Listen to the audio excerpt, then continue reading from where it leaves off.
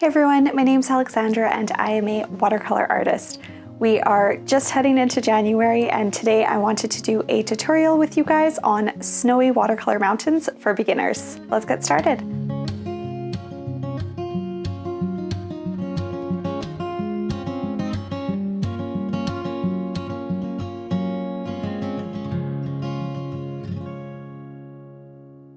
For supplies today, you guys will need 2 cups of water, 1 for clean water, 1 for dirty. I have a napkin for drying my paintbrush. For paint today, I'm using Art Philosophy & Co.'s Woodlands palette. Main colors that I'm using is blue, gray, and a small amount of green. So if you guys have any paints in those colors, that'll work perfect. For paper, I have 140-pound cold press watercolor paper. And lastly, for paintbrushes, today I'm using Opus Allegro's paintbrushes numbers 2, 4, and 6. So I have already prepared my paper before starting this. I found a picture just off of Pinterest of a mountain that I wanted to paint, but you guys can follow along with whichever mountain range you'd like. What I did is I drew out with pencil very lightly just the outline of the mountain as if it's a silhouette. And then I looked at the photo that I have and you could see wherever there's shading, I tried to mark that down onto my painting. So it's a little bit hard to see on my actual paper right now just because it's so light. But as I get started painting, you'll see what I'm doing. So we are going to start with, I'm going to take my number 4 paintbrush. And the idea with this is that we're painting really light colors and we're not actually painting the snow, we're painting the shadows of the snow. So I want to go ahead and take some blue paint and I'm going to mix it on my palette with some gray. And the idea is that I'm doing it really watered down to start, and then I can add in some more color as I go if I'd like. But I just want to start with a really light color to use as the shadows. So I can see in my photo that I have shadow on the right side of the mountain there. So I'm just gonna start by painting that in.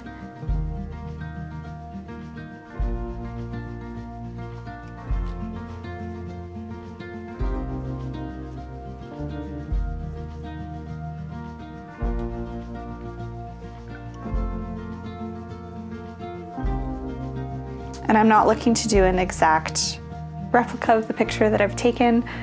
I'm just giving you guys an idea of sort of where to place your shadows, especially when you're painting snowy mountains, because I think it's one of those things with watercolor that you always wonder, well, how do I paint it if I'm not using white paint? So if I actually look at my painting, or my picture that I'm following, I can see that there is a very blue, almost a little bit purple tone in the shadows. So I'm gonna go in and I'm gonna take, I started with more of a gray, now I'm gonna go back in with more of a blue. And while it's still wet, I'm just gonna bleed it in to what I've already painted. So this painting as well, I taped it down just because I know that I'm using a lot more water, so it's a lot more likely to buckle. The other thing that you can do is spray the paper before just to prepare it. I didn't do that today though, so we're just going with it taped down. All right, so first shadow painted. Now I'm gonna look again at my painting and see where the next one is, and we're just gonna move around to each block of shaded area. So the next one that I can see, I'm just gonna get some more paint on my palette here, is a shadow coming down along the side of the mountain there. So it sort of follows along this ridge line where you can see the light, so I'm leaving some white space in there. And now, again, with my really watery paint, I'm gonna go down the mountain.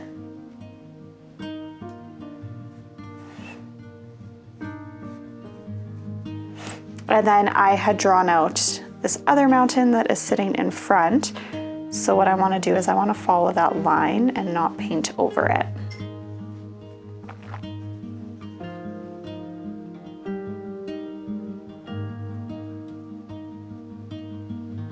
Now I mixed a tiny bit of red with my blue to get a bit more of a purpley tone. And I'm just gonna mix that in to what I've already painted.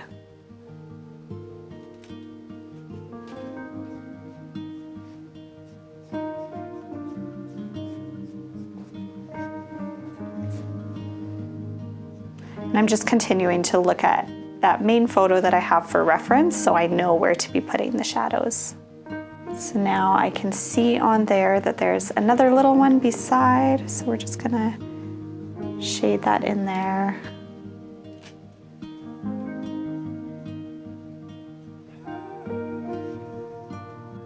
And then moving now towards the left of my painting, I'm just gonna keep going.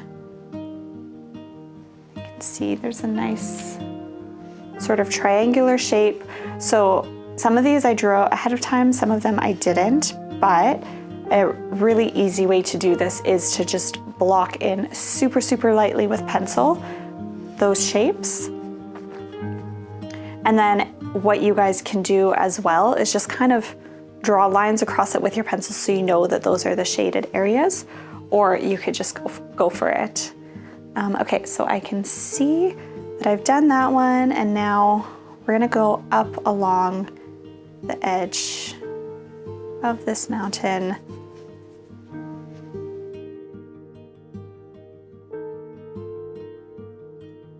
All right, so the next thing that we're gonna focus on is this mountain that's sort of sitting in behind. So because it's further back, I'm gonna do it darker than everything in front.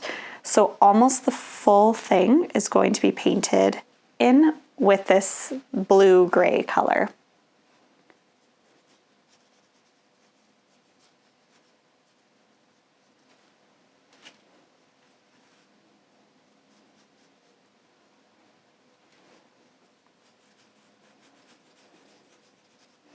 But what I'm trying to do is I am actually leaving some little white gaps in there just to give the illusion that there is snow on there,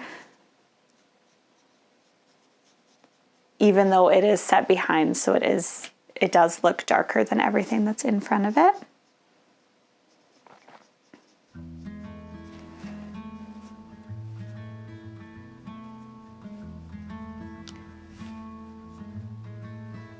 All right, and while it's still wet, I'm just gonna mix in some darker paint.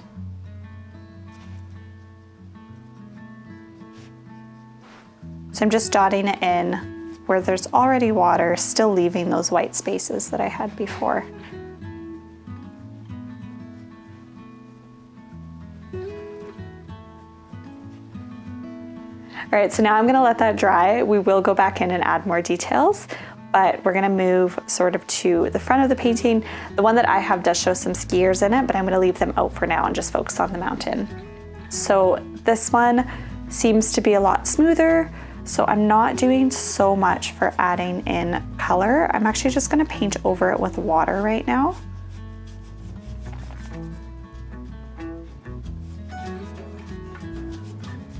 So I'm fully painting over this area.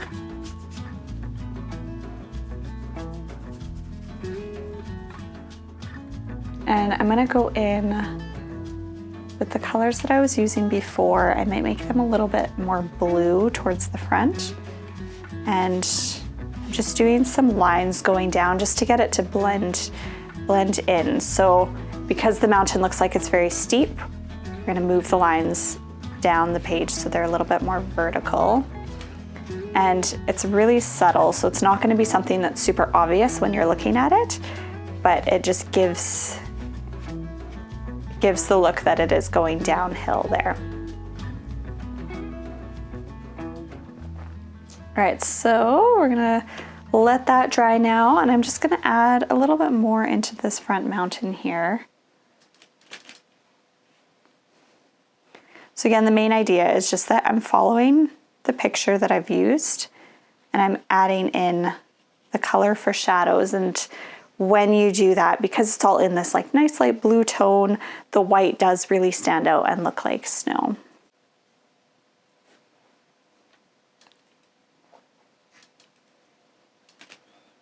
So just mix a bit more onto my palette here.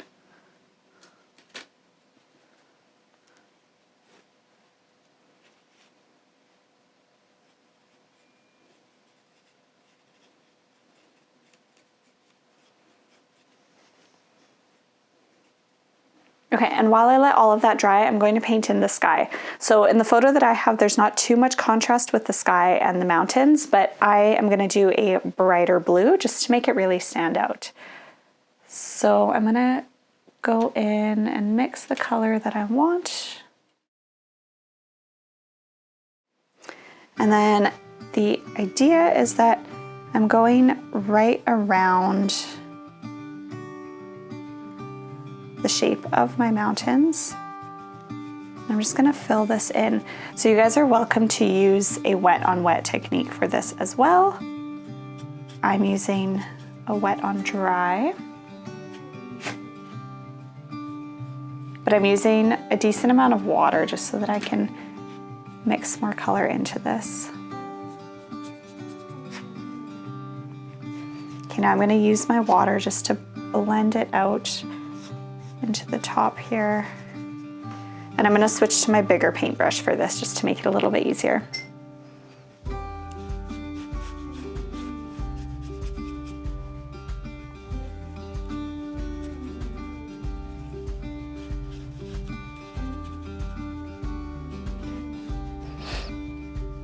So while it's still wet, I'll go in and I'll add some darker blue right against the mountains there. So the idea is so that the mountains still really stand out. So we want it to be nice and bright right against.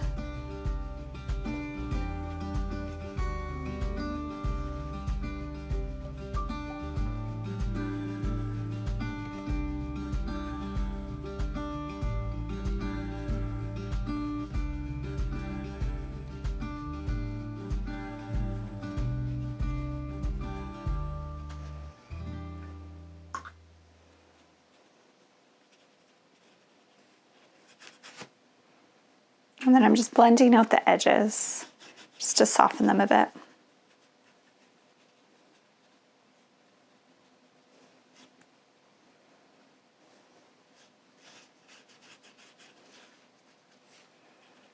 So you can see why I taped down my paper at the beginning, just because I'm using a lot more water on this than I do in a lot of my tutorials. So often I don't have to worry so much about the paper buckling, but in this case I do, just because we're using a lot of water to really saturate the page.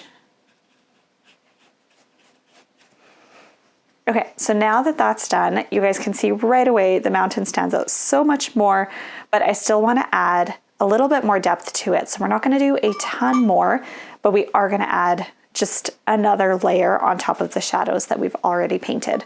So for this, I'm going to take my number 2 paintbrush. We're going to go to a smaller brush here, and I'm going to continue using the exact same colors that I was using before, but they're going to be slightly less watered down.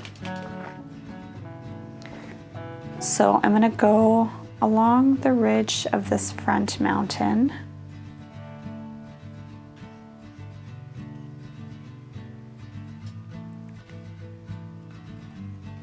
And my goal is just to give it more contrast so that it really stands out in front. So I put a lot of paint down there, and now I'm just gonna use my brush to pull the paint up into where the shadow is. Add some more water so that I can blend it in more. So I'm using sort of a mixture of a bit of a dry brushing technique, just because I find it gives a really cool look for these mountains, to give them sort of a textured look. So I'm gonna do the same thing that I just did on this mountain here. And I'm just trying to follow the ridge, but I'm not fully filling in what I've painted already. And as I said, I'm using more of a dry brush technique, just to give it more texture and more interest. If you guys are wondering what I'm talking about with these different techniques, I do have a tutorial on basic watercolor techniques where I talk about dry brushing, wet on wet, wet on dry, and a whole bunch of different things. So feel free to check that out if you're not sure what I'm talking about here. Okay, so now I'm gonna go into this mountain that's in the back here. And there is sort of one that's sticking out in front of the very back one. So again, I want to go right in behind and just add some more color to give it more of an illusion. In the actual painting, you can see that there's some rock showing through. So I can do that with my paint by going with a bit of a darker gray. And we're just mixing it in. So here I'm sort of just painting patches of paint. And yeah, the idea is to just give it more interest, give it a very abstract look so nothing is too defined, but you'll notice how much more detail it adds to your painting. And now I'm going to do just a tiny bit of that into the front layer. And then I want to add a bit more of that darker gray, again, along the ridge of this mountain that's in front, just to make the one that's in front stand out even more. And now I'm going to go again and do the same thing that I was doing sort of over here, over top of the shades that I've already painted. So essentially what I'm doing is I'm just adding another layer of color, and it's not directly filling in what I've already painted. I sort of have it offset, just filling in patches of where I've already added color. And again, this is just to add more interest and also to give more of the illusion that there's snow showing through, because there's, yeah, just darker layers on top, lighter coming through.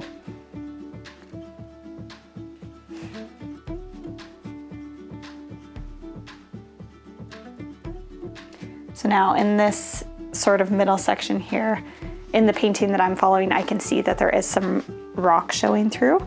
So I can go with a darker gray and just paint in some little patches. Nothing is super specific or precise. Everything's kind of just little dots painted into my painting. And then I'll do a little bit of the same thing up here. And then I can see with this one shadow, sort of this other middle piece, it's hard to describe which one I'm talking about, but this one right here, I can see that it has more of a shadow towards the bottom of it just because of how the snow is going. So I'm going to focus on painting my gray right along the bottom of it and leaving the rest how I had it painted already.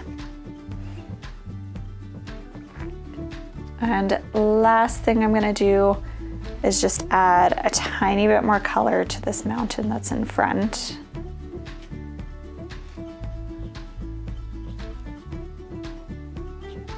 Not doing too much, but just a little bit here.